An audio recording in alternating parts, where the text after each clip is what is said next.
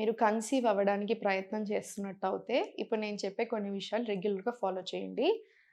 శతపావలి అంటారు. అంటే walking 100 steps. After meals అయినా సరే, చెప్పులు లేకుండా బేర్ ఫుట్ వాకింగ్ అయినా సరే, గడ్డి లేదా మట్టి న్యాచురల్ సర్ఫేసెస్ మీద ప్రిఫర్ చేయండి.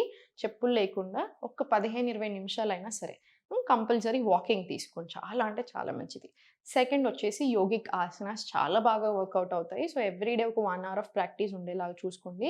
బ్రెత్ వర్క్ కూడా చాలా ఉండాలి. And pelvic organ side blood flow, circulation మంచిగా ఉండే ఆసనాస్ భద్రాసన్, చక్రీచాలాసన్, పశ్చిమోత్తనాసన్, టేబుల్ పోజ్ నుంచి మనం తీసుకునే మూవ్‌మెంట్స్ ఇలా అన్నీ ఇంక్లూడ్ చేయొచ్చు.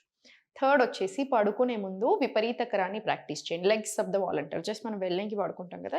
కాళ్ళు గోడకేసేసేయండి. కాళ్ళు లిఫ్ట్ చేసేసి గోడకేసేసేయండి. ఇదొక 5 మినిట్స్ టు 15 మినిట్స్ వరకు ప్రాక్టీస్ చేయండి. చాలా చాలా మంచిది. అండ్ ఫోర్త్ వచ్చేసి సీడ్ సైక్లింగ్. సీడ్ సైక్లింగ్ మీకు పీరియడ్స్ రెగ్యులర్ ఉంటే సీడ్ సైక్లింగ్ ఫాలో చేయండి. మీకు పీరియడ్స్ రెగ్యులర్‌గా లేనట్టయితే ఎవ్రీ డే మంచిగా ఒక స్పూన్ ఆఫ్ సీడ్స్ అన్నీ రోస్ట్ చేసుకొని పెట్టుకొని, దాంట్లో కొంచెం హనీ యేసుకొని తీసుకొని morning on empty stomach. And fifth వచ్చేసి ఇవన్నిటితో పాటు మనకి ఫుడ్ చాలా ఇంపార్టెంట్.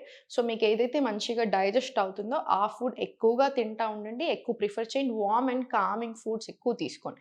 అండ్ లాస్ట్ వచ్చేసి ఓం మంత్ర మెడిటేషన్. ఓం మంత్ర chanting every day compulsory practice చేసేలా చూడండి. ఆ ఓం మంత్ర చేసేటప్పుడు మనకి ఏదైతే వైబ్రేషన్స్ జనరేట్ అవుతాయో చాలా అంటే చాలా బాగా వర్క్ అవుతుంది.